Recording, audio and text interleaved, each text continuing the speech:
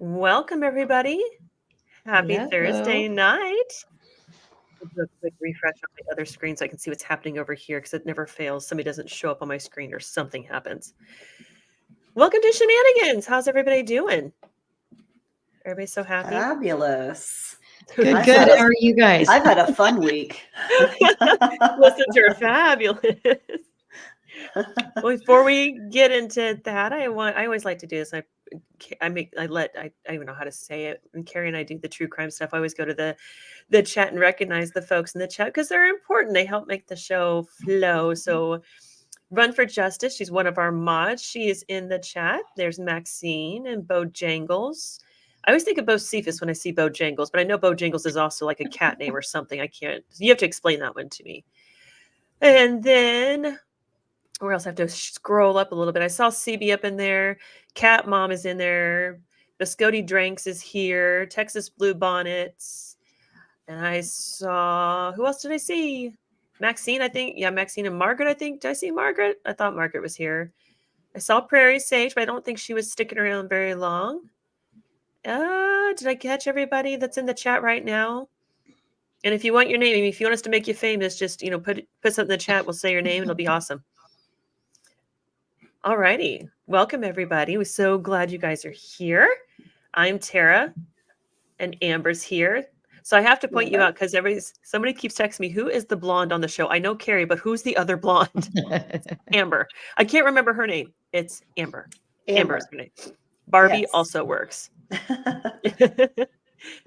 And love what idea, Texas Blue Bonnets. I'm not all the way caught up on chat. And Carrie's here with me because I make Carrie. Well, yeah, I make Carrie take me with her to True Crime everywhere. Now I drag her over here because she bullied me into this channel, which worked out nicely. Yes, it worked out very well. CB's name is Sunshine.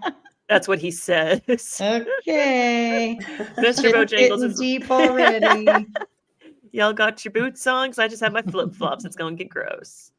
That's the thing, since I don't really know these people, I only see their usernames, and I'm like, I don't know if it's a man or a woman or. Oh, they'll tell you. I've been corrected, madam. I have been corrected openly in open court, in open social media court. Mr. CB Slinger is a him, he type of person. I can tell you that right off the bat. All right. For some reason, I thought CB was a woman. I kept referring to him as her. And he's like, by the way, I'm like, oh. That would be important information. Like, just making sure you know. So, yes, here on SheNanigans. And so, Amber, most of the people in the chat are actually we just stole them from Carrie's chat. They just kind of follow us around on YouTube World. So, love it. We may have some other folks in here too. But on SheNanigans, we discuss the undiscussable. We discuss the things that are uncomfortable, that are gross, that are worrisome, that are just plain, what the hell is that? The kind of thing you say that you just can't make these things up type of stuff. That's what we talk about here because there's really no appropriate space out there in the world to talk about them and not have some sort of upset problem, accusation that we're, trying to be offensive. So on this channel, if you have not been a part of the SheNanigans conversations before, just know that things are going to get said here that aren't comfortable. They don't create warm fuzzies. It's a space here, but not necessarily a safe space. So what that means is if you are a jerk, just say you're a jerk before you say something jerky. Just let us know it's a you problem and not a us problem. If you can be very open here. We've had some real open conversations, some really bold and brave statements made in our chat before. And so I think it's really important that is, everybody knows that you can say what you want to here. Unfortunately, I can't guarantee that nobody won't talk about it outside of here. It'd be great, but that's not how the internet works. And we're on the internet currently. So you're welcome, which is why you always have a YouTube handle, hide behind a name. That's how the keyboard works. You hide behind a name that is not your real name. But what I will do tonight too, and Carrie has to remind me how to do it, is I will put the link and pin it at the top. So if you want to come on panel and share your experiences, I think that would be a great add to the SheNanigans talks. And it's a good way to shut us up, kind of. Well, not really, but we'll just include you in our SheNanigans. How about that? So Tara, real quick, go to your invite button and copy the link like you do when you send it to us. And then just put it in your chat. and then go on like your phone or your computer and pin the comment. Oh, cool. And I'll pin Copy. it at the top. Okay, so it says it's copy. Go into my chat. And Yeah, just paste it into the chat. And then send. And then there you go. Now pin that by either using your phone or your computer, whichever you're using. Click on it. Oh yeah, I could be over here doing the whole Modi thingy. This is cool. Yep, pin message. All right. That's so cool. I'm glad she's here because I've been like, I can't figure this crap out. Good job. Thank you. I know, it's so good. One thing I am going to address. Come on. So this is getting to be a thing. I love it. No, it's a thing. We've got back and forth between. Well, it looks like back and forth. It's really not. But this is true. If you are in the background and anything that's said here, like I said, it's not geared towards a person. It's geared towards the experience. Sometimes those experiences are very common in their theme, and that's okay. But anybody's welcome to come up here. If you want to get insulting and mean and nasty, I mean, go ahead.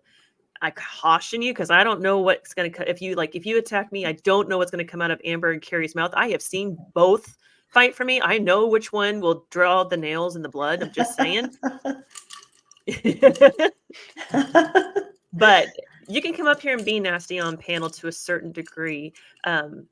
Mental abuse, emotional abuse isn't going to work. But if you just want to get up here and speak your piece, I don't know why you would do it tonight because we didn't raise you. We're talking about parenting tonight, but just know Can we kick them out? Do we have that option? Oh yeah, our wrenches. So the people with wrenches in the chat, they can kick anybody out that they want to, and then Carrie and I can too. So if that's why we watch the chat to make sure something doesn't get put out there that if it doesn't belong in the chat, get rid of it. Like if we're trying to start crap between another channel, just don't do that. That's not going to happen. So, but tonight's discussion, speaking of things that really won't relate to any kind of hostility between us and the chat because we're not raising each other, we're going to talk about experiences from parenting hell, which is, I'm sure most people in the world have something to say about this. So we're going to be talking about custody battles, and we're going to talk about quote unquote co-parenting, which I have a very different idea on this. And hopefully Katie gets here because she disagrees with me on this concept, which is a cool conversation. We're going to talk about what I consider to be dual and dual parenting. So DUAL parenting and DUEL parenting, which is what I think most of us have stories on, even though the experts call it co-parenting. So that's where we're at tonight. And so I have 3 kids. Amber is an underachiever, which is the one. And then Carrie. That's okay. I've got a big enough story with just my one. So your story. I'm the overachiever with 4.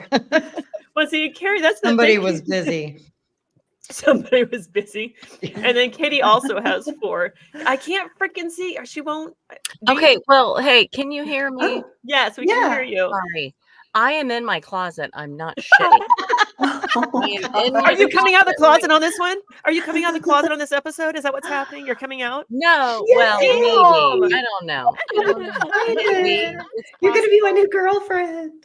I am such your girlfriend. Like, you don't even know. They're going to light that chat up big time. The watch list is going to go up.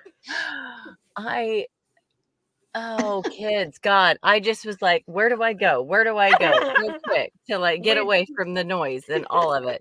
Oh, I'll go in my closet, but I'll sneak out here in a few minutes. That's amazing. I am in the closet, but don't tell anybody. The internet knows. I know you're on. You are in the closet. You need to get out. If I'm coming out, so are you. We're just walk out together. Oh my gosh, that is so we all know you can't even hide in the restroom from kids, man. They follow you. No. Katie's hiding in her closet in the dark from her kids to do this. And the one, you just have the one at home, which is not even. Well, first of all, I have the one at home, but I also have the 20-year-old and my husband. And I was gonna go in the office and shut the door, but the noise does travel. So I was like, oh, okay. If I go in my closet, then that really cuts the noise down a little bit. There you go. I don't want them to hear. So this is where I'm at. Whatever it takes. That's right. That is amazing. That is awesome. I love it. So we were just getting started, Kitty, talking about, we were just introducing the topic. So you came in just at the perfect time, the experiences from parenting hell. We were just introducing the idea that I have 3 kids. Amber, the underachiever, has 1, and you and Carrie are the overachievers with 4, barely overachieving. And so I'm confident that with my 3, between my 2 marriages, I probably have the least of concerns in the parenting shenanigans that you guys have. I know a lot of Amber's story because I went through it with her for Well, several I years. will say real quick, I have 4. I birthed 4, Birth but I do 4 came out of my vagina. And the 2, I have another 2 bonus children. So I have 2 stepchildren.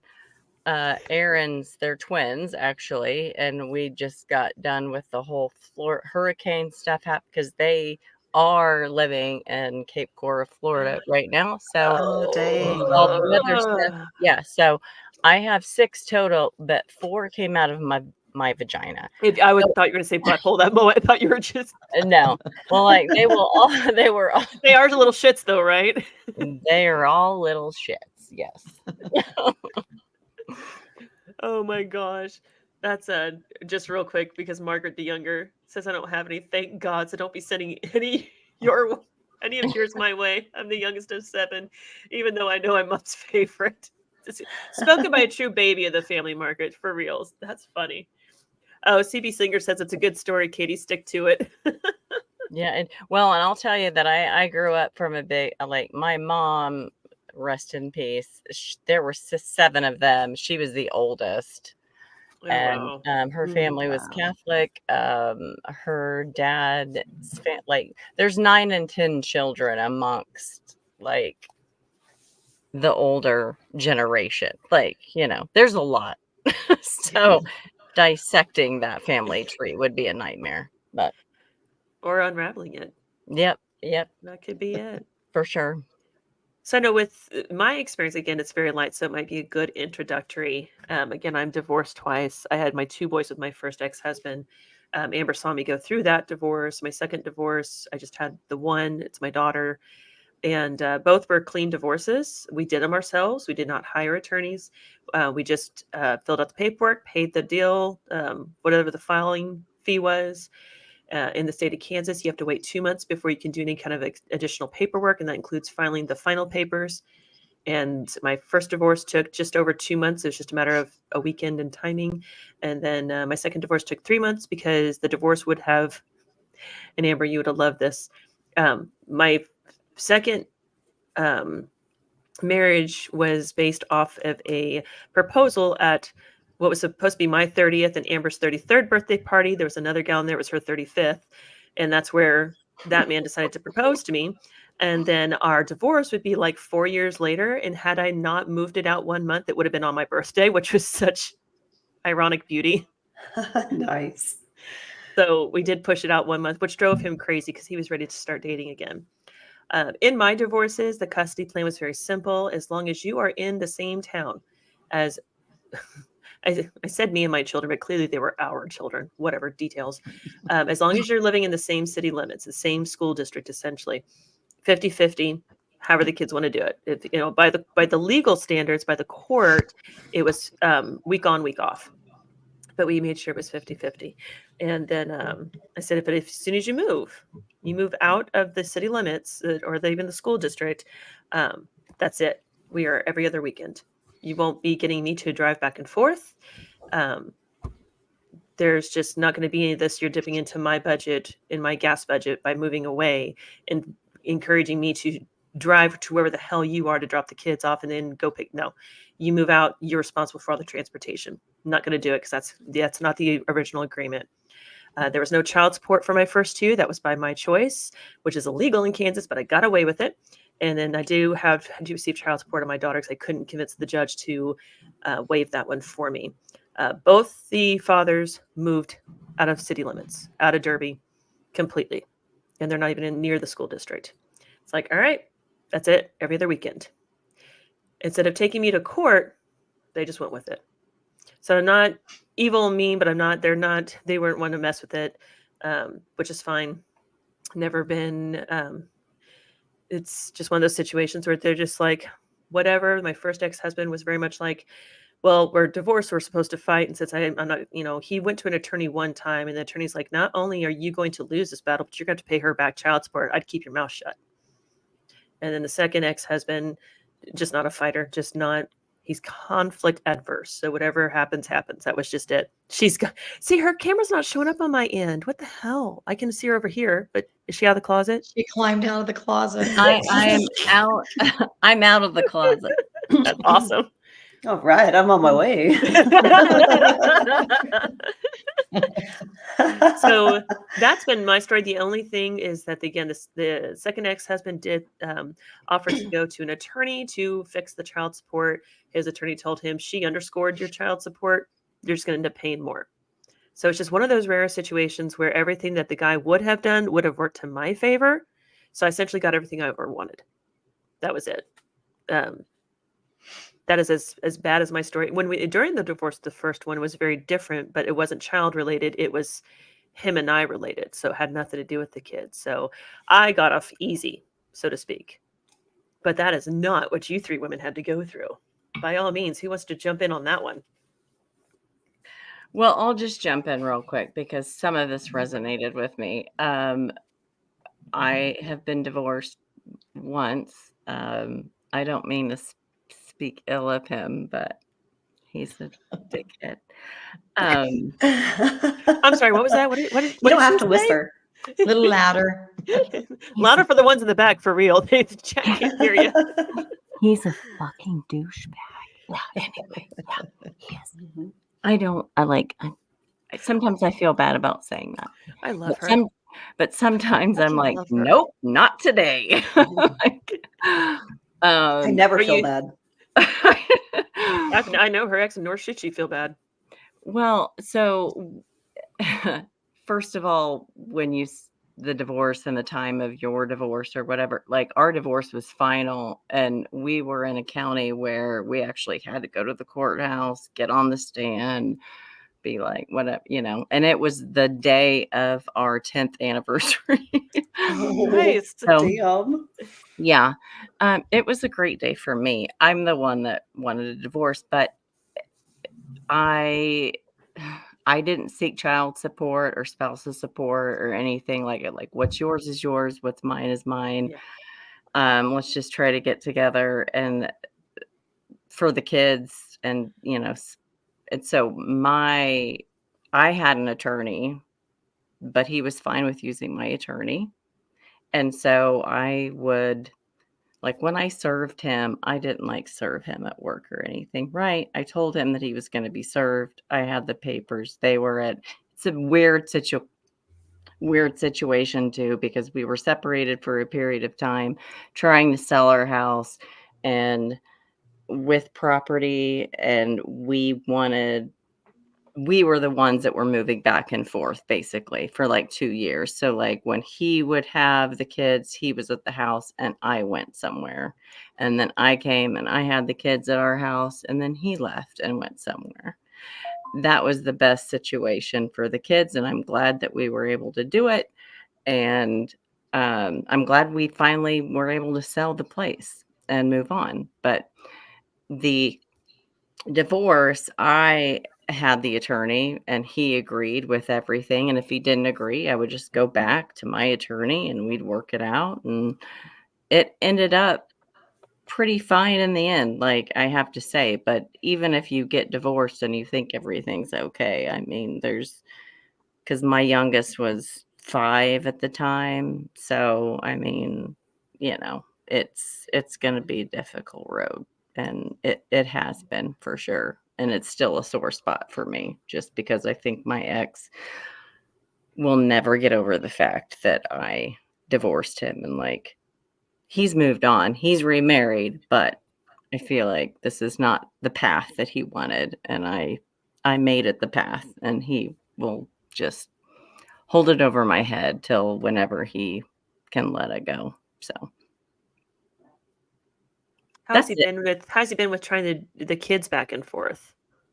Well, the kids aren't back and forth anymore. Oh God, don't get me. Well, It's a long story. I mean, right now he sold his house and has some land that he's bought, and he has his camper that he's going to build eventually. So he has no like house but my older two are living on their own. It's my third oldest, Chase, who's 20, that lives here, who's here, which I didn't want him to hear any of this either. That's why I was hiding in the closet.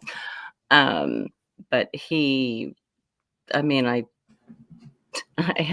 they haven't moved. Here's what I will say. When at a point in time when we were living close to one another, which we both agreed to live in the same school district, so it would be easier, and it worked out. The kids found themselves at my house more often, but they really just, I don't know, the boys especially, boys gravitate towards their fathers, and like, I don't even know how to explain it. They would just be total dicks to me sometimes, but they would never act that way to their dad. But they wanted to be at my house. It's a hard road to travel and navigate, as far as like, you want your kids to be with you, but you're trying to be a mom. And there was a time where I basically picked up all of my oldest son's stuff in high school and dropped it on his dad's porch and was like, you don't want to respond to me and you don't want to text me back, then here you go. You can live with your dad. I mean, we're good now, but it was a rough time. That would be rough. It's hard on the kids. It's hard on the kids. It's hard on the kids. It's hard on the mom. I don't know. For me, like I just, because I know that, I don't know. Yeah, that it is. You need, you need to treat both parents similar, I guess. Like, we're talking like he's 17. He's not like 11 or anything. So he's about ready to move out. But well, moms can be a really unappreciated role. There you go. That rolled off the tongue. Especially, and I was having this problem last night, but especially in situations like that too, I think. Oh, definitely. And I think I had my limit. And usually when Katie has her limit, she's like, F this, I'm done. And I give you a chance after, and then I just was like, nope, and then Aaron, I remember him saying, Katie, this is going to turn bad. This is not going to be good. And I'm like, yep, I know it. It's not good right now anyway. So I'm like, and it was hard. It was really hard, but we're all in a good place now. And I just basically was trying to send him the message that you can't treat me like that. And this is what's going to happen. Good for you though, because a lot of moms can't do that. You know what I mean? That's a very difficult step to take that most people probably don't understand. Right. Oh, it's so hard. And it does, I'm sure feel like a big risk, and you're like, are they ever going to like me again? Yeah, it's horrible. That's they'll come around, and they'll come around. But it was, I cried a lot. Oh. I cried just wondering if that was the right thing that I did. And then we would, all of that, not even just with my oldest, but the other two, there were other situations that came up, and it stems from a divorce. We're not together anymore, and we're not really co-parenting the best that we can, not because of what I tried to do a lot more than my ex tried to do, and it makes it very difficult. And I think that that's what really sparked me to do that. Like, I'm all alone by myself over here. That's what I felt like. Well, you were in the closet, so there's that. Yeah, I'm out of the closet now, so For all of you that are interested, she's out of the closet. Dibs. So I know dibs. God. Welcome all. Love it. Oh my gosh. So, Carrie, I know your situation to date. So, Katie's got a little bit of a boundary, a playground she needs to stay in, obviously, right? So, which is, and I know a lot of us feel that way as you've got kids that are minors, and there's an earshot situation to be privy or to be aware of. So there is a decorum you have to. There's that playground you have to stay in at times. I'm telling you, if she didn't have anything with an earshot, this would probably be a very different version of Katie would get to see. But that's part of the struggle and the parenting hell is there's times you just can't get it out. You can't talk the way you want to. So maybe if I put Carrie on the spot, we can have you live vicariously through Katie and be like, yeah, I totally get that. That's great. Keep preaching, sister. Because I have a feeling there's some things in there you guys can get aligned with. And I know her situation to a current situation, so she can say whatever the hell she wants. And the impact is pretty minimum. Pretty minimum. Your turn, Carrie. Yeah, well, oh my gosh, where do I start? I've been through it, man. I've been through it. So I have three, of course, all my kids. No, I don't have any minor children, so I can speak a little bit more freely, but I get what Katie's saying. If I did have minor children, I absolutely would not be discussing it in front of them. Yep. That's probably the hardest thing, I think, is because I did in my first divorce with my three oldest, I did feel like I tried to take the high road. In other words, like Katie said, I didn't talk bad about him in front of them or, bad about him in front of them. I was the mom that reminded, and I despise the guy. I still do to this day. And it's been 25, longer than that. My gosh, it's been 30 some years. He's the only person I despise. I just can't stand him. I agree with you, sister. He's a real jerk and he did a lot of damage, but, so I never talked bad about them. I was the mom that would remind the kids about his birthdays, about Thanksgiving, about Christmas, call your dad. When inside I was just cringing because what he did to me was a complete opposite, absolute complete opposite. I was horrible. I was evil. I was the devil. I was a monster. And like Katie said, like I ruined his life because I divorced him.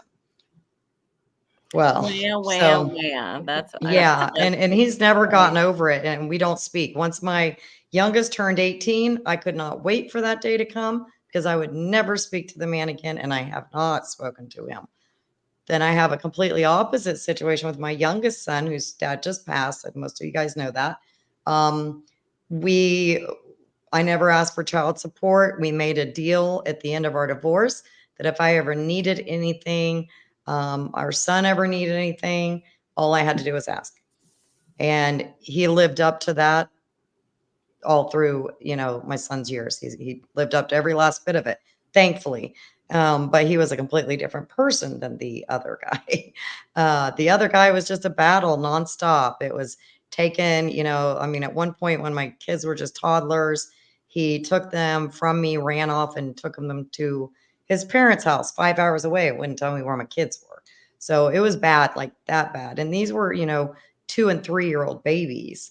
That he was taking from their mom and then hiding them out at his mom's. And I just think, gosh, what those babies went through, they didn't understand, but I definitely saw where it affected them down the road, and a lot of like abandonment type issues and feelings and thoughts like that. I'm sure I was the bad guy for maybe quite a while, but I was always the one that had them. So, but like I said, with the youngest, that was a completely different situation. We always got along well. Of course, we had problems or we wouldn't have gotten divorced, right? But again, I never spoke badly about his father in front of him. And it really wasn't until, this is horrible to say, God rest his soul, when he was at hospice at home and my son's half sister was there as well. And they're all adults now. And we could kind of get good chuckles about their dad. Like, the women crying because we were like, well, which number is this going to be? I mean, sad, but yeah, he was a player like that. So, we could make jokes and they know their dad, they're old enough, but they didn't have to grow up. He didn't have to grow up with me talking negatively on him or anything like that. And I think that that's really, really important. But when it does come to, divorce and children and stuff, is somebody is going to be the bad guy. Somebody's got to be the good guy. And who's going to be the one to stand up to do the right thing? Because like Katie said, the kids will get over it. But they also will figure out as they get older who did what Right. and who didn't. Mhm. So let them figure that out on their own, because trust me, they Yes. absolutely will figure it do. out. They do. That's the key, letting them, well, and I've learned from my own mistakes a little bit. Yeah, just, it's hard. It's Very really hard, hard. but they will figure it out on their own. And it's best if you just let them figure it out on their own. I mean, you can guide them. Yeah. I mean, I never talked bad about their dad or anything, but just talking and having conversations can Mhm. kind of guide them that way when they're young. But I never, I mean, I wasn't, yeah,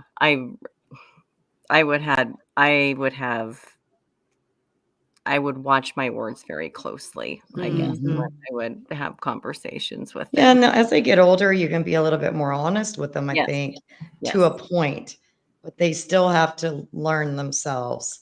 And just like, I mean, we've had this conversation on this channel before, almost the same exact thing. It does no good to tell somebody this person is this, this, and this, because they're not going to listen. They're not going to believe you. You're going to be the bad guy for doing that. You're trying to create drama. You're trying to create BS. So you just got to let them figure it out, as hard as that Mhm. is. And as much as it hurts us as a parent, mom, or a dad that's going through it, you come out winning on the other side, I think. Or at think least so. you come out better than you would if you had chosen the other path to go. Right. Well, I think one of the go ahead. Sorry. No, go ahead. I was just going to say that, like, the times when the kids are saying something negative about the other parent, like that's a difficult time too, because then you're like, oh, I gotta You almost figure want out to something agree. Yeah, I know all about positive. that. I know, Yeah. like I, We know you he's don't a want to dick. be, we don't want to be like, oh yeah, that's totally true. No, it's like you be like, okay, well, let's look at this from the other parent's perspective, and like let's look at the things that they've been through, and let's look at who they are as a person and how they actually maybe meant what they were, what were they meaning when they said that. And and that was so hard for me. um, but I mean, you have to have that emotional maturity when you're dealing with a child. You can't just take that low road and shit talk the other parent with them. Oh, Although it totally feels like we agree. want to a Oh, lot. I wanted A to. lot. I mean, You have the inner in your brain that's like, he is a fucking like this dickhole. thinks one thing and other Yes. stuff comes out of here But then, like instead. Amber, which is a great point. Like, yeah, well, let's think about what he has gone through recently, and I'm sure he's got it's hard. It is hard. Like I've kind of done the same with my kids at different times when they were different ages, and it is hard. But at the same time, I felt connected to them more. Like they're Mhm. they're listening to me, or communicating on a different level than we normally would.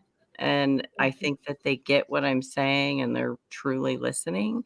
Yeah. So it's I hard for us, but I I think mean, they catch it later, like an adult, from when you take it to that point, Katie, you're trying to guide them through those situations without poisoning them or influencing them. And they get to be an adult. And they're like, Mhm. okay, so this makes sense. Is this what you saw when you were with dad? Yes. Yeah. Yes. Yeah. Those Yeah. are the conversations I have with my boys. Then what's great about that, they're not insulting their dad. They're like, okay, dad makes more sense now. It's not like this is a new thing. This has been going on for a while. Like this is just part of his personality, which I'm like, yeah, that's what made him such a giant jerk to be with. Why do you think I divorced? Well, It was on the list of reasons I divorced your father. Yes. Yes. and that's a good absolutely. point, because that's kind of what I was trying to say when my youngest son's dad was, when he was passing, and the conversations that my son and his half sister would have was a lot of those kind of conversations. They're like, God, no wonder you didn't stick around. I'm like, yeah, he's a player over here. Look how many women have called in one night. And one boo-hooing time, because they all think that they are that one woman. they And were we're that all Golden here Girls show. giggling, like, take a number, you They were know. that Golden Girls show where it's like, I'm so sad he was my boyfriend. How many of you were his boyfriend? Me. We were all there. Like, it's one of those things. Yeah, like they got it. They Yeah, it's totally awesome. get it. I And have we to could have a say, good laugh about it and yeah, that's the and just be thing. Like, honest. my parents obviously have, all of them have passed recently, and you're sad. You're really sad, but you also, it brings like the laughter that you guys had during that difficult time, and the relationship that probably got stronger and Yeah. during that difficult time is amazing. Like, that's what needs to happen sometimes. And yeah, Well, and I it's always said like he was such an ass that he would die alone. And I was right. Who was there taking care of the ass? I mean, His it ex-wife. was the truth. The one 22 number, years later. it was the one number that didn't call him, just showed up. Yes. she knew this bullshit. Like, Yep. Well, so okay, so we've got these. So I'm perimenopause. I'm hot, cold, hot, cold. So I'm a strip and dress. And Tara's strip and dress. stripping. I mean, if we need some viewership, we need some sponsorship. I'm not above using what I Ooh. got. It's whatever. I'll show my feet. Anybody want to see that? I was not thinking you were going to go there. I thought you were going to offer the goods. Damn it. She's like, what are you talking about? Those are the goods. So there's something specific. So Amber has a unique situation. Are you okay with me going to your divorce? Your first one? Yeah. Because Mhm. you're pretty much good. One of the things that bothered me, Amber and I went through our divorces together, and mine was simple, clean, easy, no attorneys, no court, nothing. It was just done. Amber had a very unique situation on hers. And if I remember, of course, you're going to correct me because that's what you should do. You lived it. Her divorce was written in such a fashion. She had to keep fighting to see her son. She had to continually fight to see him. But there was a specific thing about her divorce, the way it was written, that she would not be able to live with another man. She had to go back to court to fix that detail because it prevented her from living with a husband. Wow. That's how in order to keep her child. Well, and with the way that it was written, it was more than that. It was literally like I could not be in the house with somebody of the opposite sex that wasn't my son. So like he couldn't even have a sleepover according to the way this was written. So, I mean, it was absolutely ridiculous, which was, Wow. The main reason why I was like, we've got to go back and fix this. Cause I kind of got bullied into signing it. Just kind of a long story there, but We'll have a shenanigans on that one. Trust me. I'm all about. Yeah.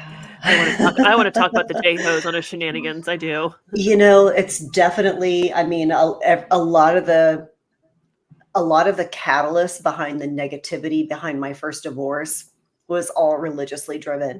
Mm-hmm. So, I mean, that's definitely something that we should talk about because religious abuse is a thing. And, it can really screw up your life and stand in the way of a lot of things. And that's exactly what happened with my first divorce. So, yeah. What specifically would you like me to talk about now? If I leave those guys out. It's fighting that battle because I remember because she was dating a guy would end up being her second ex-husband. Okay, we're all going to puke now. Can't. I have ideas that I probably shouldn't share on YouTube because I could probably be arrested for the things I say about that man. The plans. No, they're all true. It's not slander. No. The plans. The plans. Not the characters. It's not slander if it's true. Into wraps. Well, it's not. It has to be slander. It's only slander if it actually causes damages. That man has damaged goods through and through and through. And I never say that about anybody. Ask Carrie and Amber. I don't believe in damaged goods when it comes to a human. That human. Yeah. Satan got a hold of somebody. And it's in that man. And the Satan was like, nope, I'm out. I got to go. Nope. Strangely, my easiest divorce. Well, because he's a sociopath, he needed a new prey. You Except for a figured it year out. later when he was trying to kill me, but that's a whole other. It's a whole other thing. That's a different. whole other We'll thing. do That was the another easy Shenanigans. part. Actually, yes. But we will Wow. do. I will do a Shenanigans on that. I can't say yes. It will be on that man. That kind of Whose person, ex yes. tried to kill who? Can we play it? Amber's ex. Mine, Yes. my second ex-husband. Oh, my holy Oh, Jesus. we're going to do a special on that one. Trust me, because I have. You know what? boy. Real quick, I do think it would be fun to do a trivia something or other. Ooh, like a Right. whose ex did what? Yeah. Yes, I can't. For the I part, love because it. this We could will- do yes. like it. We could do a drinking game on a Shenanigans one night and see who gets the most toasted. It's gonna be Carrie. Yeah, it would be gonna me. be Carrie. I'm gonna make her drink Natty Light. She does it too. Oh my gosh. No. But so no, with that particular, so when you have a situation like Amber's where you are limited in who can be in your house, that is the kind of control her parenting plan had in play, and it was not hidden in the parenting plan. It was in the divorce. Well, I guess it was attached to the parenting plan because the boy could not be in another house with another male at all. So now she gets into this relationship with this other guy. We'll call him. We'll just use a letter J. And so For Jackass? I don't know. Jasshole. that's awesome. So Jasshole and she are in this relationship, and Jasshole cannot be in that house, can't be in her space ever. At all. Now I can be, even though I got mistaken for a dude once when I was in a pink shirt. I'm still confused by that one, but okay. Oh, me too. But that was fabulous. Oh, that's a great It was story. my We'll get into that. ex-mother-in-law, by the way. It was just, oh my God, it was. Well, it was I mean, That's that. I It was could be great. mistaken for a dude, but I'm totally surprised. I was in a car No, even. she so had that's- on like big jewelry and a pink shirt and her hair all curled. And I'm like, that looks like a dude to you? a drag Alright. queen. Maybe they thought you were a drag queen. I would have been a damn good drag queen though. Didn't have minimal makeup. So I would have been a damn good drag queen at that to Mhm. make it look that Yeah. You hide your whiskers really well. good. I know. You know, I that's know. crazy that like I can understand if you're not like getting remarried. I can't understand if you are remarried or if it's just like your son's friend. That's Mhm. wild to me. It I was know, like, you know, where we live in Oklahoma, well, most all of Oklahoma, very, very, very conservative, right? And my son has custody of my granddaughter, and he had to go to court just to have the transferred from another state to here, and to have the whole case. That way, there's, you know, somebody governs the custody, basically. Yeah. Right. And when we went to speak with the attorney did tell him to make sure basically that he doesn't shack up with any woman unless he's married, because around here, judge isn't going for it. Oh God. And I was like, wow, Well, I thought and that that was like was- so. That was And what this was like happened in last year. Kansas. I thought that was like Yeah. 1970s kind of stuff. No, he Right? said, don't do it. Mm-hmm. That was Don't do yeah, it. because we ended up going back to court because I needed to have that removed. One, because you know, I didn't want to just get married. I wanted to live with the guy first because I'm like, you know, I believe in that. I believe in living together before marriage and really getting to know each other before you make that final commitment. Because I didn't want to go through another divorce again. I totally But agree. the judge literally said, go upstairs to the 6th floor and just go get married. You want me to take this off? Just go get married. And I'm like, okay, well, I'm not going to do that. And so, because we weren't even ready for that yet. I mean, we were just kind of at that point of like, let's see where this goes. And so I explained to him, I'm like, you have to understand that, like, with the way that this is written, like, my son can't even have his friends over. Which And is he was ridiculous. like, okay, so he was willing to rewrite it so that it only applied to like somebody that I was dating or sleeping with or, well, you know, whatever. So that was good. I mean, I Still felt like that ridiculous. was at least a win, but I was like, I was like, do you know how many single moms I'm friends with that like got dudes spending the night with their kids in the Yeah. next room? Like why am I being held to a different standard? This is so fucking stupid. Religious control. But Yeah, that's wild. yeah, but Controlling. this was in the courtroom, and I mean it did start with the religious control, but I mean it rolled over into a courtroom with a judge, being like, yeah, I'm gonna have to hold this. Now, the one interesting thing that he did say that that I appreciated, didn't agree with it, but I could appreciate his stance. He did say, he was like, yeah, a lot of this is really stupid, and I would love to just remove all of these things that he had in there, because there was a whole like bullet point list of things that we went to go into to remove. But he was very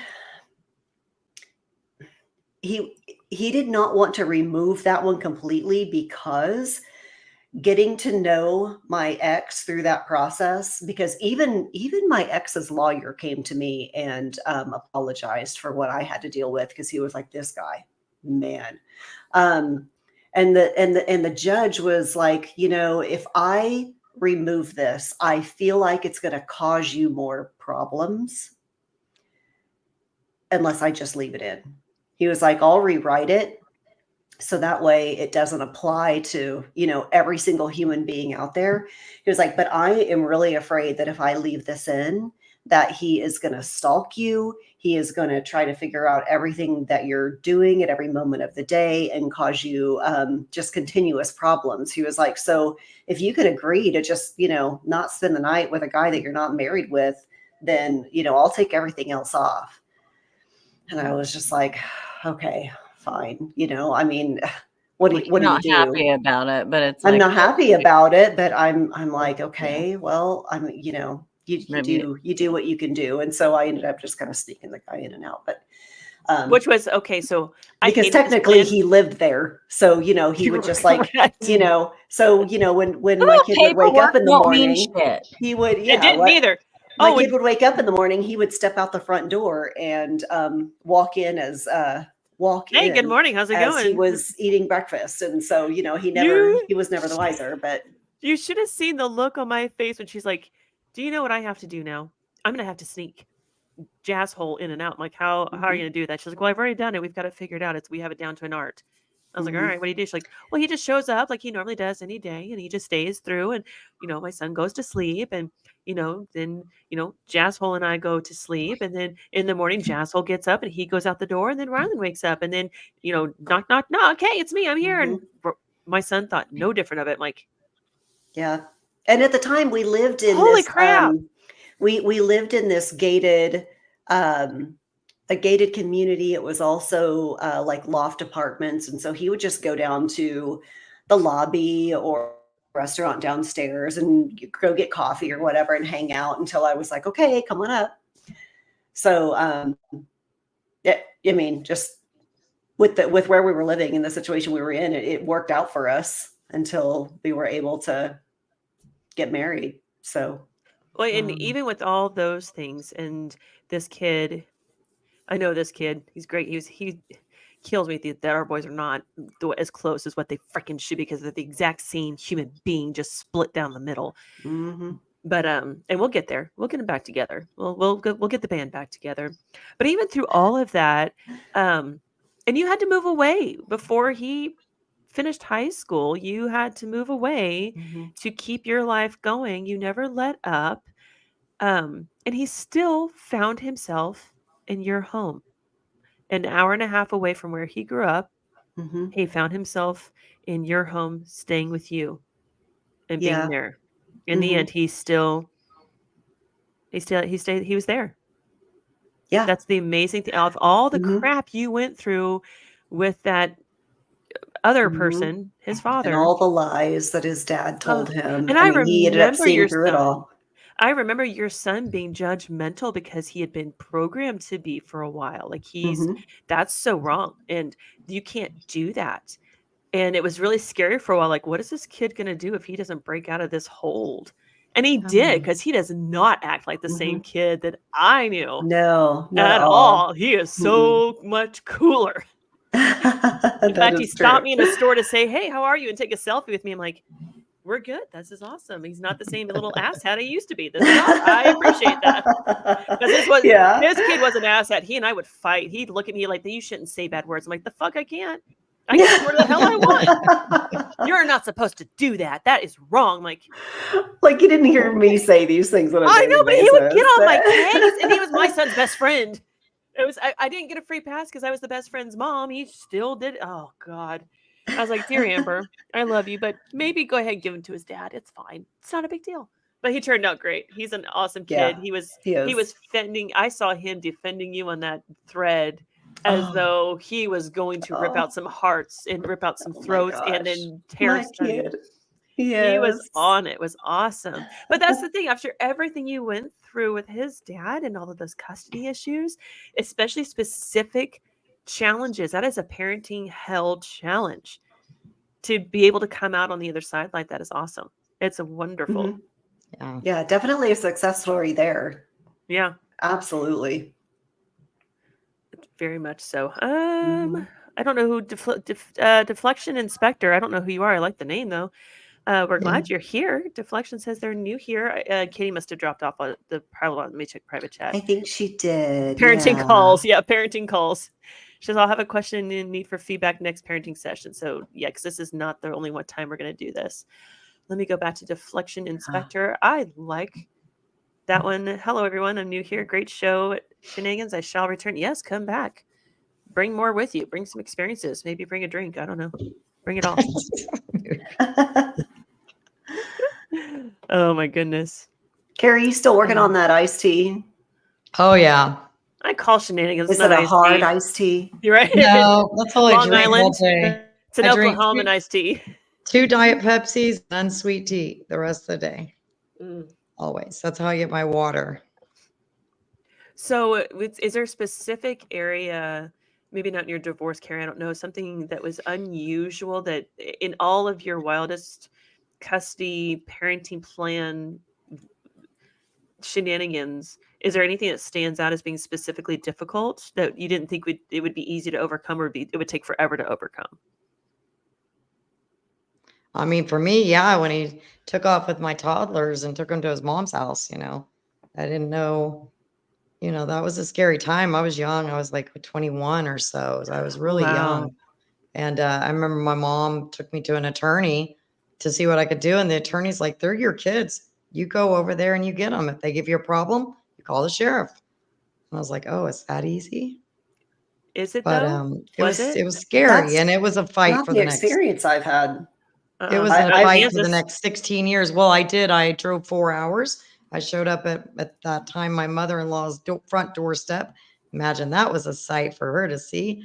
I was not a happy camper. So just to paint the picture, Carrie's all of 5'1", and she shows up at your front door mad in hell. That's like a huge ass firecracker standing on your front door with a very short fuse. And I was pissed. You imagine, like, it comes to my kids, we're not playing around anymore. But yeah, so I got them and was able to take them back, but because there was nothing they could do. But it was scary. It was very difficult. And then, of course, for the next 18 years, 16 years, whatever, it was like that nonstop. It never ended until the kids were over 18 and cut off all communication. And in fact, like my oldest son, when I was saying earlier about they kind of figure things out on their own if you allow them to do that. There's also the opposite side where one parent badmouths the other so badly and for so many years that child totally believes everything. You know what I mean? But my oldest son, and actually my daughter too, kind of made the decision that he really isn't somebody that they want around. They don't talk to him. There's really no relationship there. But they made that decision as adults. Exactly. Still sad though. It shouldn't be that way. It shouldn't be that way. I'll tell you what though, I've got my 2 boys from my first marriage. My younger boy made that decision. He was 12 or 13. He made the decision to cut his dad off, and I still didn't end up in court. I wouldn't make my son go see his father at all. He was a little guy at the time. So he'd be 12 or 13. He had not gained his maximum height. He's about 6'7" today. See-through, but 6'7" all the same. And it's for those in the local area, you're not going to like what I have to say about this, but this is what happened. It's our experience, and it's our understanding of it. So if you don't like it, that's fine. He tells a different story, and that's cool. My first ex-husband is a cop, and our divorce was, I wanted the divorce for quite some time. It was driven by domestic violence. And so I came out of that divorce. He did put bruises on me once, and those bruises turned into, I can't do that again. That's evidence. And so it went to a different fashion. We can get into that on another Shenanigans. So he was never abusive towards the kids. He was never physical towards the kids. He did have some issues when he would speak, right? He'd get mad. He'd say things that, I don't mean it when I say it. So why do you take it personal? Because you freaking said it. That's why. I don't care if you're mad or not. I was just joking. Oh, it wasn't even that. It was like, I'm just mad. You should know I don't mean it. It's funny you hold stuff against Not me. a mind reader. Correct. Yeah. Correct. And Amber, you got to see some of this stuff because you saw what it did to me physically. For a long time, we thought I had some sort of heart issue. I was having physical panic attacks where I would pass out on the floor after interacting with him just because I didn't know how to handle the stress. I didn't have the coping mechanisms at the time. And so there was a situation between me and my son when he was over at his father's house, and it became physical. He restrained our 12, 13-year-old to the floor in a cop move. And it's a move that he pulled on me before. And my son, his phone had been taken away from him, so he couldn't call me. And so he went to the neighbors and asked for help. And the neighbors said, we're not calling anybody for you. Go back to your dad. You're a child. You should listen to your father. So not understanding the dynamics, Aaron just sat there on the curb, a 12-year-old boy just sitting on the curb in this little bitty town about 10 miles from me. Couldn't call me. Had no way to get a hold of me. Nobody would help him. And finally, his dad called me and said, we're having some problems with Aaron. You need to come get him. Well, that doesn't surprise me because it's not the first time I've been called to come get my kids. There was multiple times that their father brought the kids back to me because they were too difficult to deal with. And so, yes, that's a good. Thank you, Carrie. Even when she's behind a curtain smoking, she can still. She's Look, I'm still working. That was so creepy. She's like, she just. That was awesome. I love it. That was awesome. Yes, I'm glad she did that because at the top of the chat there is a link. If you want to come up on panel and share your story, you don't have to put your camera on. And as soon as I get my mixer, I'll be able to hide your voice too in case you're afraid of people. But yeah, come up with us. Just click that link at the top. I'll just keep your camera off. No big deal. We can have all the chats about this. So my 12-year-old is out on this curb in this small town, 10 miles away. Can't get a hold of his mother. His dad calls me. I come over there and they tell me what's going on. And, his dad was like, I had to restrain him. I had to. I'm like, well, what for? Well, he wouldn't listen to me. Typical for preteen. Cool. Yeah. We have another one that does that. That one you don't. What's going on? Like, why? Well, he wouldn't listen to me. And so I was like, then what do you want to do? Take him home. We took him home, and Aaron said, I'm not going back there. Wow. I am not going back. He put his hands on me. Mm-mm. And that was, so with my son, my second son has they both have extremely strong boundaries. The difference is the level of tolerance and the consequences following the tolerance. Once my boys are done, they're done. That's it. They need time to cool off, and it will be on their terms. They'll come back when they want to come back. It took Aaron 4 years to go back and see his father. He refused to talk with him. He refused to speak with him. He refused to see him. No holidays, no weekends, nothing. 4 years. And the only reason, 2 reasons that he would have any discussion with his father, any interaction. One, he had a girlfriend who's like, you really need to go see your dad. He's your dad. It's really not that bad. And Aaron's like, don't care what you think. But when Aaron could tower over his father, that made a difference because he knew his dad is not as comfortable with tall men as he is shorter men. His dad is 6 foot. So as soon as Aaron hit 6'3", 6'4", he's about 17. He's like, okay. I think he's actually 16, so it was 4 years. He was 6'3", 6'4" at that time. And he's like, okay, I'll we'll start. We'll have discussions. We'll get into it. And he did. And they're fine today. They got past all of it. But unfortunately, his dad made a decision that cost him 4 years, 4 Yeah. incredibly important years of his son's teenage life. He went from being a tiny little shrimpo to being a massively tall dude, and he missed all of that.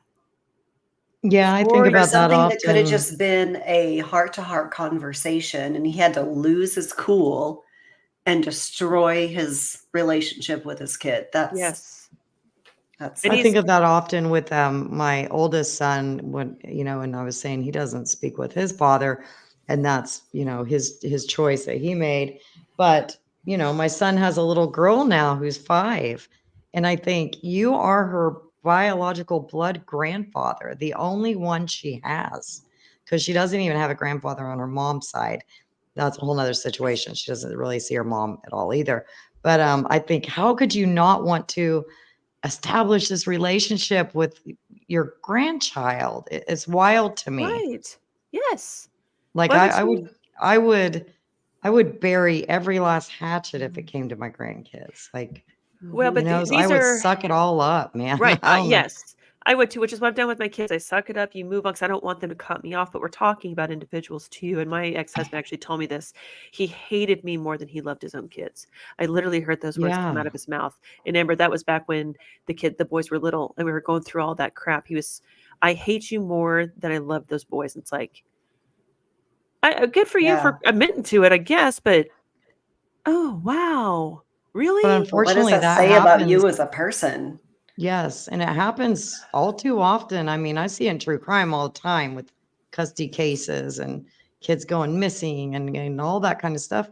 It happens way more than what we think it does, and it's so sad. Yeah, and the chat is going crazy about the different things that that they're going through too. I wish one of you people would get a backbone and come Yeah, up don't here be and talk.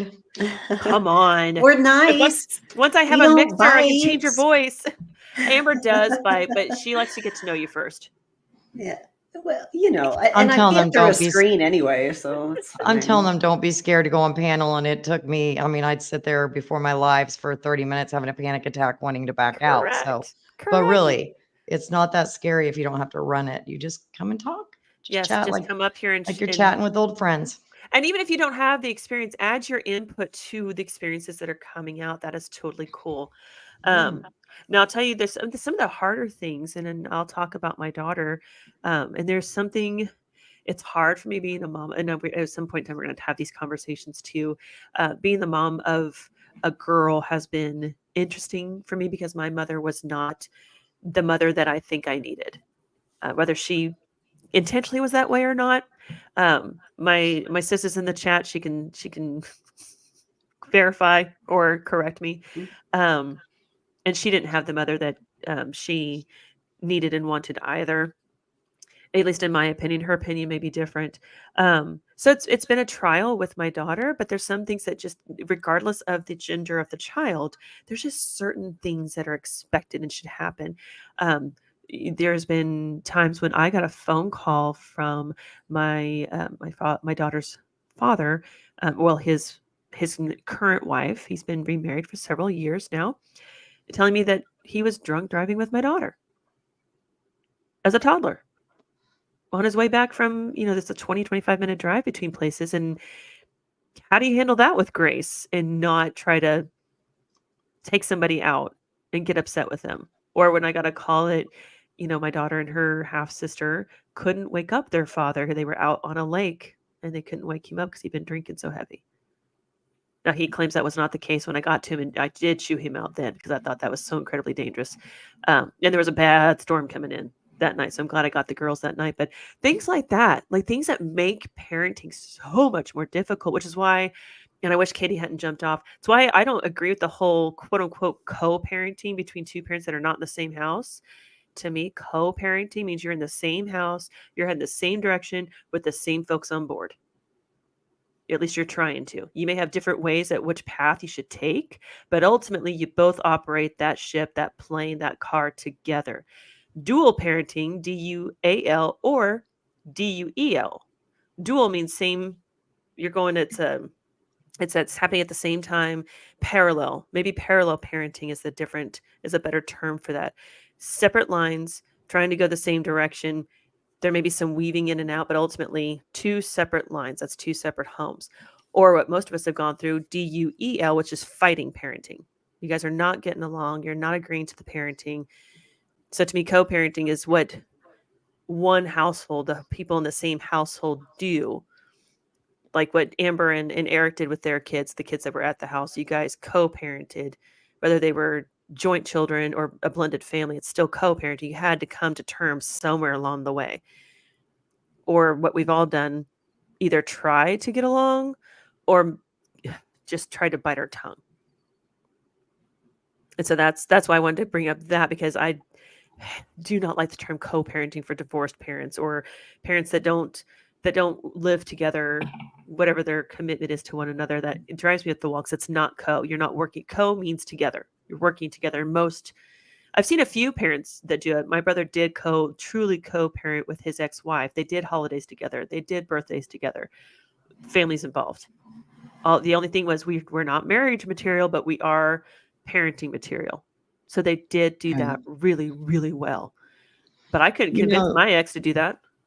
I have a question for you gals plus the chat though.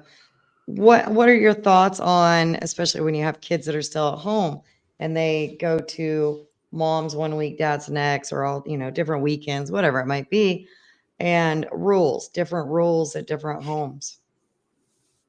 That's why I call it dual parenting. That's exactly why. That was definitely something that I had to deal with my son, because his dad was extremely strict, and I am a lot more relaxed when it comes to rules. Of course, a lot of the strictness from his dad comes from the religious aspect of, what you can and what you can't do. And yeah, that was really interesting because, like when my son was with me, we celebrated birthdays, we celebrated holidays. He had his friends over, he had a girlfriend. He lived a normal teenage kid life. When he was at his dad's house, he couldn't really do much of anything and pretty much just stayed in his room the whole time, and the thing is like, as other parent, there's nothing you can do about that. It's not like I can go to his dad's house and be like, well, you need to let him do the things that he does when he's with me. And his dad can't come to me and be like, well, he's not allowed to do the things that I don't want him to do when he's with you, because, well, no, different houses, different parents, different rules. Yep. So yeah. And then that was like, that really, it's really confusing to a kid when they've got 2 completely different sets of rules to live by. In our situation, it ended up being a good thing. Well, I just call it a good thing. It was a good thing for our situation, because my son was able to experience a life that he would not have been able to experience had he been able to live the life that he wanted to in my house.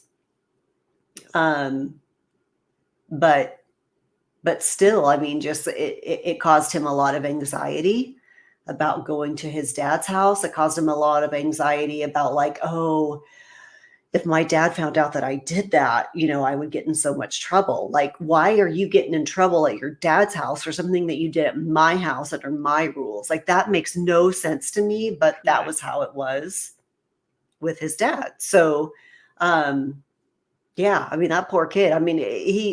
He ended up in therapy, at different points throughout the years, just because, yeah, 2 completely different households, 2 different sets of rules like that. It really messes with a kid. Yes.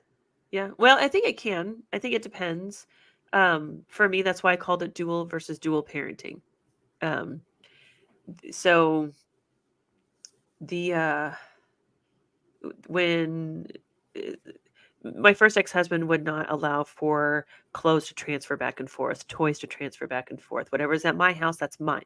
It stays here. Whatever's at your mom's house is your mom's. It stays there. And I'm like, so when my boys would say, hey, can I take this to dad's? I'm like, yeah, it's yours. Just, yeah, that's fine. And then if it got to dad's house, then it stayed at dad's house. it was not allowed to come back. But that's how he was raised. That's how his mom performed. And so that's what he thought was appropriate. It's what he thought he was supposed to do. And I'm like, no, it's their things. If they want to go back and forth, cool. Same thing with my daughter. Now, what was interesting with my daughter is that her stepmother called me and said, hey, what are the rules at your house? Now, this is one of the many opportunities I've had to be like, let me grab a glass of wine. Hold on. I don't know where this is going. I'm not sure I'm going to like it. She's actually been when it comes to stepmom to mom, she's actually been really good about communication. But she called me and she's like, what are the rules at your house? You know, Tim's moved in, the girls and all this, and I need to know what the rules are at your house. It's like, well, why? Now, she'd only had the one boy, and he was on his way. He was a teenager when she married Tim, and so she was going to be empty nesting soon. And she's like, well, whatever the rules are at your house, that's what we're going to do here for Macy. And I And said, that's how I think it should be in a quote unquote normal situation. Now, Amber's is completely different. That would be very difficult to well, deal with. that sounds ideal, but at the same time, whose rules do we get to go with? Bye, Whose CB. Thank rules? you. Hey, see you, CB. I'm glad you were here. I will talk with you soon. Whose rules are default? Right. That would be the problem. That's why I'm like, no, it's your house, it's your rules. I don't have to agree with them. If you guys, I don't agree with you letting her stay up till like 11 o'clock on a school night or something like that. They don't have her on school nights, but keep in mind, they only have her 4 days a month. They've only ever had her 4 days a month, unless they like something specific. They ask her for a week vacations, whatever. I'm pretty lenient. But as far as the back and forth every other week, no, we don't do that. She needs to be here. She needs a stable environment, stable school system. She doesn't need to be getting up at 5 o'clock in the morning so she can get ready and come, because it's a 25-minute drive to get here to school every day. No, we're not going to do that to a child. That's too much stress, in my opinion. But she's like, no, we'll run the rules the way, like, what time do you send her to bed? And when do you do this? No, you work with her, develop your relationship with her, figure out what works in your household, because I adjusted as she's grown up. She's not been going to bed at 9 o'clock at night all her life. This has been an adjustment. So figure out what works, and that will work for me. Now, there's been some things that she's done, and that they've done in their house. I'm like, okay, that's so great. I mean, we've all made mistakes in parenting and stuff, but Yeah. I think I don't think that was ever really a big issue. Different rules in different homes with my children anyway, because the fathers and I pretty much agreed on parenting. It was probably the only thing we agreed on, but That's good. we did for the most part agree on that with like rules and expectations, just stuff like that. Now, my granddaughter, that was a whole different story. And I don't really want to get into her mom, but you guys can probably assume why my son has custody, right? It doesn't happen very often. But she would go to her mom's on every other weekend, and mom would let her stay up all night long. She was 2-3 years old. So when we would get her back during the week, she still wanted that routine of staying up all night long. And then when school started, it really got difficult. And I think in those situations, like, you've got to have some respect for the other parent, have respect for the child. At least maybe that's more of what that situation is mom not really wanting to parent, really, Right. and just letting kids do whatever they want. Right. More than trying to create a home environment that's easy for them to go from one home to the other without so much confusion and chaos. It definitely causes that in young children. Well, I guess I don't know. Well, with Aaron, I do remember Aaron telling me this going back and forth is driving me crazy, because he likes absolute structure. He likes absolute routines. Always has. Austin was easy, had no problem going back and forth. Now, they both live at home. They've never lived as adults. They've never lived with their dad. They've never made the decision, okay, I've been with you for 18 years, Mom. I'm gonna go stay with Dad now. Even when their dad moved outside of the city limits, the school limits, he went down every other weekend too. Not much of a fight he could have. But even so, the boys they're much closer. And they love their dad. They're close. They check in with him now and then, but I think there are some things that are important, like, internet and social media access. If there's one parent that feels strongly about the safety of online online usage, and then the other parent is more free with it. Things like that. Those are just difficult situations, I think. Yeah, And my who's the my right one in this situation? Of course, I'm gonna think I'm the right one. Or Mhm. I mean, I But yeah, probably am, but they're thinking they're the right one. my ex I'm and thankful his I didn't have to deal with all that, I guess. oh, no joke, because Macy got her first phone. Yeah, phones would be another one I would Oh, have this a was problem hard. with today. I mean, Phones, internet, social her media. stepmom called me and asked me if I was okay with it, and I'm like, I think it's too soon. You can make the decision you want to make because it's your money. But she was extremely, like I said, she was very gracious. We're going to give you access to control the phone when she's with you. You can take it away from her. She treated me very equally in that situation versus That's wonderful. I gave her that phone. You can't take that. I'm paying. Like she's never been that way. And anytime, the very few times she's called me out on something, I'm like, allow me to explain the situation to you. Let me apply some detail. And then she's like, God damn it, let me go call him. And it would be her husband, not my. I make it clear to both those wives that they're not my ex-husband and don't ever refer to them that way to me ever. They are well, because the one when I'm friends with both of them. I'm closer to the first ex-husband's wife. She's adorable. I love her. It'll be another parenting story because it's that when the stepmother comes in and you're the mom, and you're like, it's so pretty. You want to play. It's so cute. Yeah, let's put some, like, you want to put those ground rules down. And she was shocked by my ground rules because there were none.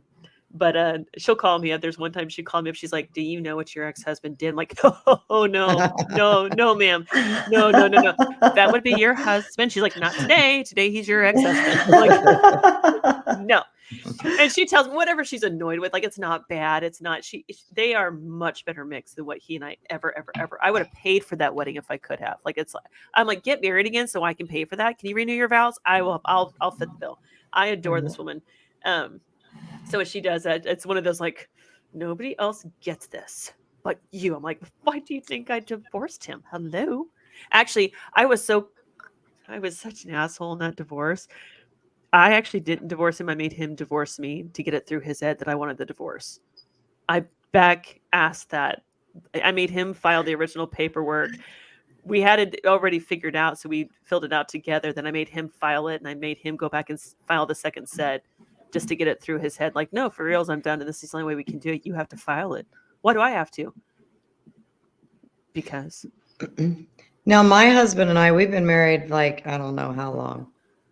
20 something years. Shoot, I don't know. We forgot our anniversary last year. So, but we I don't want have that any kind of marriage, Carrie, where you forget. It's such a great day. Yeah, we really did. We both looked at each other next day and we're like, oh shit, we forgot our anniversary. But marriage goals. I'm gonna tell Jen I want to forget it. Well, he does forget every year. It took me a few divorces to get that right. And it was a struggle.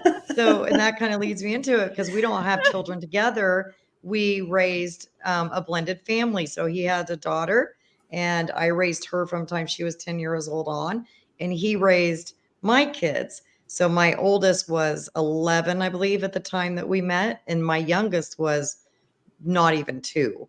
So, yeah, so it was a blended family. Now that was difficult. I mean, I don't know how our marriage survived, to be very honest, because we are from 2 totally different kind of families.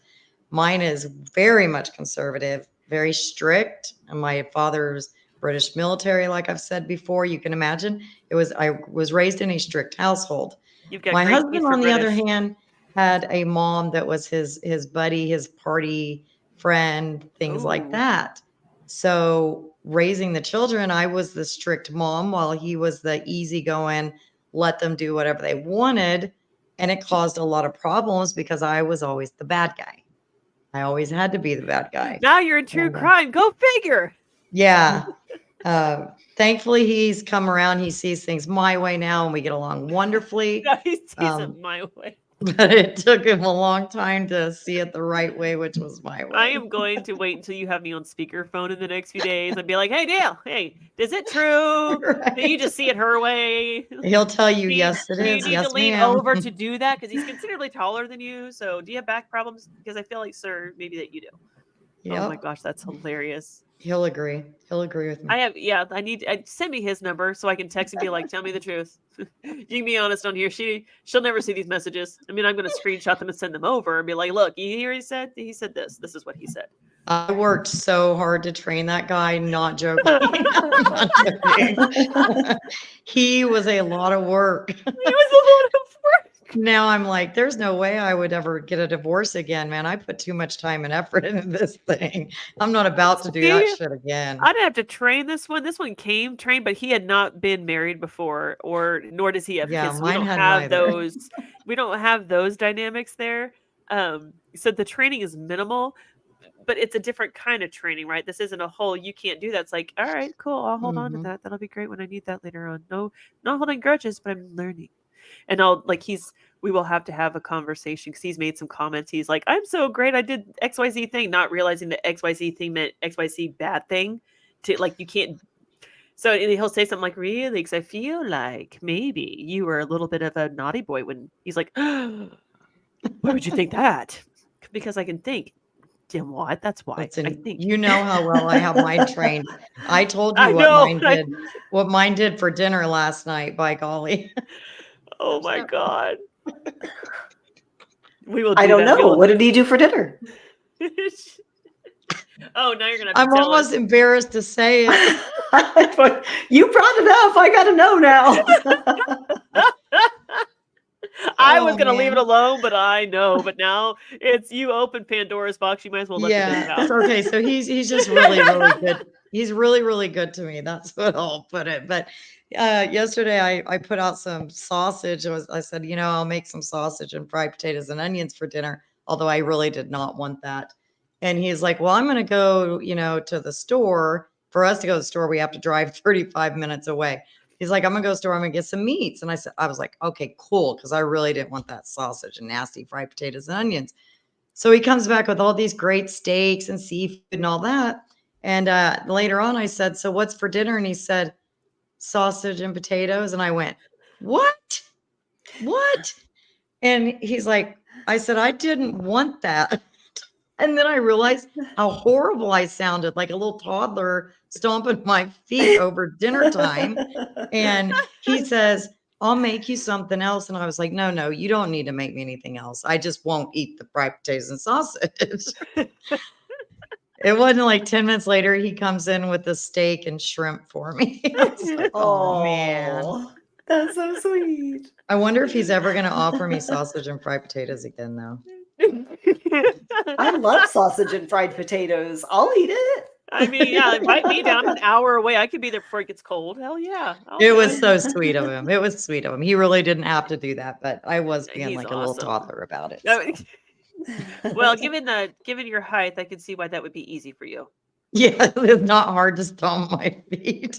Sorry, I cannot resist. All the short jokes went to Amber, but you have Amber beat. Like she's 5'1", literally. Ha, ha, ha. I'm So- not the shortest one anymore. Yeah, I'm not even 5'1", to be honest. I but was giving we'll her just say credit. that. Which, by the way, I'm 6'1", I told her several times, and so she didn't say anything about her height to me, and I'm like, oh, okay, great. The first time I met her, I'm like, good, where'd she go? Damn. And why is it all boobs? Where's Oh she my at? God.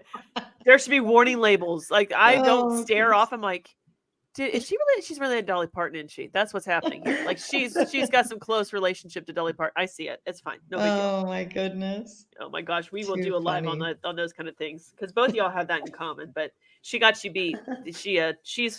We will be going overseas with her in a plane because if something happens, she is her own flotation device. That's right. That's cool. I'm good I'm for not afraid to something. fly, but We're not going to if- drown. Which is good. 'cause We have Oh our my drunken gosh. getaways on the river. I got your backs for sure. Okay. awesome. I like this. We got so off track, but it's what Shenanigans is all about. Oh my goodness. We are coming up on it's almost been an hour and a half, and I try to keep these things to about 90 minutes to keep your attention spans here because most of us are squirrels or sea squirrels and hamsters and the occasional cute fireman. Anyway, back to the matter at hand. So this is not the first time or the only time we're going to talk about this, right? I see there's a lot in the chat that's happening right now. I really wish you guys would come up on panel, but we will force you there. We'll bully you in there at some point because that's what's going to happen. So we're going to continue the conversation next time, but we're going to go a little bit more in depth, bringing out maybe some specific situations like today and talking about how those even more so impacts some of the relationships out there. Some moms aren't so lucky, or some dads even, they're not so lucky, and their relationships, they have to work a lot harder to get that balance back, to get that trust back, because some people just work so damn hard to turn a kid against another. Kids are not weapons. That's the one thing I absolutely Yeah. I cannot stomach. I can't tolerate it. I have no patience for it when a child, a human, is used as a weapon, especially one that you decided to parent with somebody else intentionally, and whether it's adoption or fostering or by the biology, it doesn't matter. And so getting into some of those a little bit more would be very interesting. At Tara, see at Taryn comment. Let me go back up. Thank you, Margaret. So Taryn is a friend of mine. We actually moderate together on a group. It's Wichita based, but we have a regional aspect to it. It's oh God, Taryn, you'll have to help me with the name. It's like, is he safe to talk to? It's a dating Facebook group page. It's a really, really good one. It's very similar to Are We Dating the Same Guy, but our rules are much more strict, and we moderate way better, I think. We're just a little cleaner about it. At any rate, so Taryn and I do that. She's an awesome human being. But she says, I'm finding this hitting to home so hard. I'm currently co-parenting with my abuser. Hot damn. I left 2 years in March. My son is now 4. I can only hope my baby and I end up good. And just because of that right there, Taryn, yes, you have the awareness, you have the desire, and you have the goal. So yes, as long as you stick to that, you absolutely will. Absolutely. Because I, as a mother of a child, two boys, in the situation that I was, the reason I left is because he hurt me in front of those boys. My boys saw, and I'll put this out there, it's not fun, and it's not something I talk about very often because it's very personal and it's very upsetting, and it could be very damaging to him, but I didn't make the decision, he did. But my boys saw him put his hands on my throat and then pin me down to the ground by my throat. And it made my older boy scream, "Don't kill mommy." And it made my younger boy kind of just hide back in his shell like a turtle. And that was my tipping point for leaving him. I wanted to leave him for a long time. And when I hid it from everybody what was going on, the bruises, the grabbing by the throat, the pulling the fist back to hit me, the jargon between both of us, because it was happening between both of us. It was when my boys saw it that made a difference. And I was terrified of raising abusers. Absolutely terrified. So I remained so self-aware of that, Taryn. I was always aware that was an opportunity for my boy. So I always made sure to be the equal and opposing force to that, providing the balance. You can't tip the balance. I don't care who says what about abuse is not a balance. You can tip in favor to the good side. It's just too strong of a trauma. You just balance it and stay to your values. And just know that as long as you can guide him and be a good role model for him, he will always come back to you, no matter what. So you just keep up with that self-awareness. And now I'm going to have to nag you since I have your phone number. I'll just nag you, make sure you're keeping up with it. Yeah, and that's sad because it's not always that easy for women or even men to leave, even though we know that that's what we need to do, especially if we have children. Of course, it's just not always the easiest. Financially, emotionally, physically, lots of reasons. So, and like I always say, follow your gut on everything. Yep, absolutely. So with that, we'll go deeper into this next week. I think we'll have at least Carrie and Amber and Katie and Kathy next week. You guys have seen all those. We might get lucky enough to get Bronwyn. She's part of the crew, but she's never been a part of the crew. So we're trying to get her up here. She's equally awesome. A lot of great points. Has dealt with her. Oh, she's got some interesting, a lot of interesting stories, especially when she worked at the morgue. I really want to do Shenanigans on morgue. Oh my God, she's awesome. I But want to hear all of the stories. I I'm do so too. excited about that. Ask her about her when we get her on. When we get her up here, I'm gonna make her tell the grandma story. That is the. I'm like, you did what? How did? Oh, tell me more. I need more. Yeah, So- I want to hear those stories Oh, too. they're awesome. Yeah, we will. I'm hoping we'll do a part 2 of the parenting bit for sure next week on Tuesday. We're gonna have to switch over to Tuesday. It's going to work better for the Shenanigans crew, and hopefully you guys will come up on panel. You'll join us again and make the chat super active like you have. We are going to do one on work shenanigans. Amber's been through some stuff, so we want to go through and unpack some of that and talk about some of the things that you guys can relate to. And before we get to that one, there is I definitely want to do the paranormal shenanigans. I have a friend that has agreed to come up. I have a guest.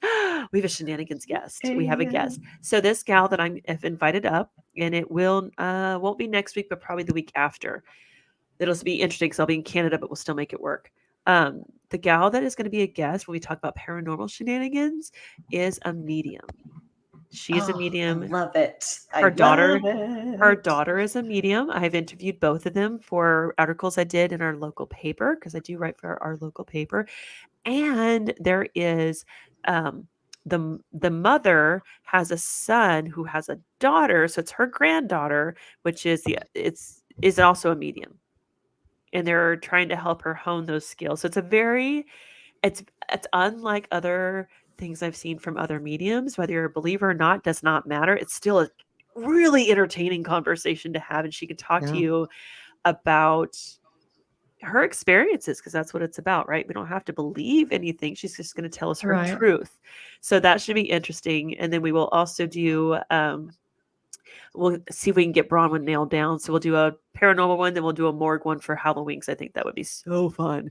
That would be a good one. That would be awesome to have Bronwyn come up here and tell us horror stories from the not horror stories, but work stories from the morgue. she's just under the horror theme because it's professional horror. Horror. So that is what we're kind of planning on. So next week we will continue the parenting experiences from Parenting Hell. If you have experiences but you don't want to come up on panel, cool. I respect that. On the ticker at the bottom, it's that little banner that just slowly goes across the way. It says shenaniganstalks@gmail.com. That is spelled exactly as it sounds. You can email me stories, things that you want out there but you don't want to admit are out there. And then the 316-285-9595. That is the burner number. You can text that anonymously and tell me your stories that way. Or you can text me anonymously so we can set up a call. If you want to do a call, that's fine too. So that is what the plan is for next week. What are we doing on Carrie Mooney next week, Carrie?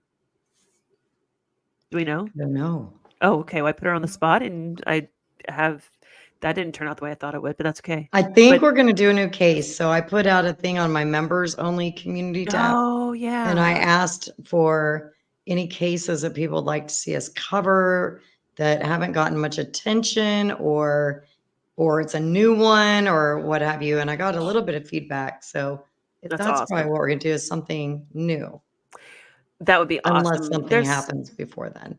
And there's a couple of stories in my area that we've been made privy to. I think would be if we can get some information to cover them. I need to get off my ass and actually do some work on the local stuff. One of them is the one that you were focusing on for a while. The guy that wandered off and the wife and the dad. Oh my and brother. gosh. Gosh, what's his name? I feel bad. His name is Eaglebart. That's it. Chance Eaglebart. I believe I have his last name correct. That is, I still think about that one so often. And I know the wife isn't talking to anybody right now. So I kind of pulled back a little bit. Hopefully I can re-enter that one. But yeah, that would be interesting I need to dig back into that, see if it's time, see if we can do something with that. So, but there's a couple of local ones to Wichita that might be interesting to bring some awareness to. We don't have a whole lot of information, but information comes from spreading awareness. And so bringing it to Yeah. Carrie Moody True Crime on YouTube is a great way to do that. So Another thing that and I will be doing real fast for next yeah, week, though, is Quentin Simon's trial, his mother's trial, Leilani Simon, who is accused of murdering her 20-month-old son. I covered that from the beginning, and her trial starts, I believe it starts Monday, but I'm hearing Monday is a federal holiday, so it I'll is. have to check. Okay, so either Monday or Tuesday, I guess most likely Tuesday, then I will be covering that trial Is that live all Canadian or is day. that US? Because Monday Um, is a Canadian federal holiday, Canadian holiday. Do you know that? But is it US or Canadian that case I'm is not in? sure. I just heard that it was. Yeah, that But would anyway, be so I'm going to cover that trial live all day, every day throughout that trial. sweet. And then Amber's going to be tanning Cool. people in the meantime. That's what I need. Yeah. I need a I'm tan. gonna look at some boobs. It's gonna be great. You can look at mine. I need a tan. Right. Thank you, Run for Justice. Thank you very Yeah. much. There's a Facebook group for Shenanigans. I will be posting this live once it is posted as a video, so that we can get that conversation going again. You can contact me on Shenanigans on Facebook as well. You can comment there. It's the same kind of space this is. It's just very, very open. So with that, we will see you guys Tuesday of next week. We will probably sit at 7:30. The girls keep getting cross-eyed with me when I say 7:15 because I thought that'll be cool. I'll do 7:15. Nobody will forget that. Everybody freaking forgets that. It's the most odd thing in the world. Yeah, that's fine. We'll do 7:30 on Monday or Tuesday. 7:30 on Tuesday. Tuesday. So come with your wrenches if you can. That Come would be with your wrenches. great. Come with your experiences. Come with your glass of whatever. I don't care. Amber was drinking an old fashioned tonight. I had a glass of wine, and Carrie had a tea. Why you Come gotta on, make Gary. me Come sound so on. boring and lame? Because you bullied me into this damn channel, I gotta find a way to bully you back. Thank you, Run for Justice. Chances, yes, chance. Yeah. And then real quick, what's coming out also from the Shenanigans is because again, Carrie knows how to bully me appropriately. Amber, this is where you're supposed to help the bullying thing. Don't worry, I'm recruiting for your team, Carrie. I'm helping you out. I'm gonna start a Patreon. I do a lot of coaching and mentoring. I have never been known to charge for it because I feel bad, but because I like to do it. But so I'm gonna come up with some sort of Patreon thing For like for life coaching and stuff. that kind of coaching thing, the mentoring thing, help with genealogy research, things of that. The things that I do really, really well and do very efficiently, very quickly. Just to be honest, I'm pretty sure people from Montreal listening. That's the place that I work out of. I'm remote, but my team is in Montreal. I'm trying to quit my 9-to-5er. I want to do all this stuff full time. So if you feel bad for me and you really want to help this team, and when you give the girls a shopping spree, you'll help me at the Patreon. I'm just saying, no guilt, just whatever. If you're bored, that'd be fine. I don't care. I'm just saying, just favors, whatever. That's all. That's good. Listen, this is going to be clipped. That Carrie bullied Tara into trying to charge money for something. That's going to be. It. Oh my God, that's awesome because you're absolutely correct. Yeah, I'll be waiting. Hi, whoever's going to clip it. Because what's great is that there is this awesome live. I'm going to boost another channel because I think he does great work. Derek Evan Relaford has got a great channel on YouTube. Go check him out.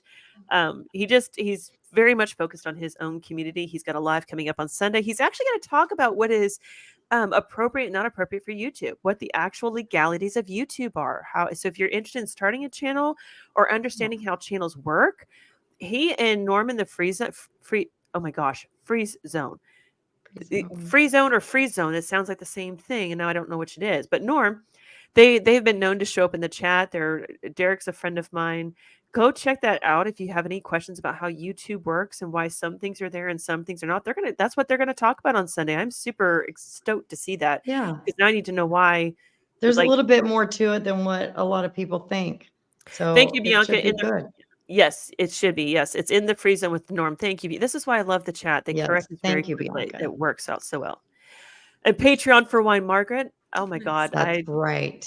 I may have just promoted her to the bestie circle. Holy crap. That was brilliant. Why didn't I think of that? Patreon for the wine, of course. I Oh, pay for that. oh my gosh. That's amazing. Yep, there's the YouTube for In the Free Zone with Norm. Thank you, Bianca. That's perfect. Yep. Derek getting hit today. Yeah, there's a but he's got a great live scheduled. I'm really excited for him. And so Yeah. come back and see us next Tuesday. I keep rambling on because these girls don't know how to shut me up, and that's fine too. But you Shut guys up, have Tara. Just kidding. Yeah, we can handle that, I promise. Charge for your coaching, Tara. Shush. So until Tuesday of next week, we will see you guys then. Thank you, Carrie and Amber. I love that you guys were here. Thank you, Katie, Yes. Kathy, and Bronwyn. We missed you. And whoever wanted to come up on the chat but didn't, we missed you too, just so you know. Yes. Thank you to with everybody in the that- chat. Yes. Amber, do you want to say Yeah. bye? Thank you. Bye.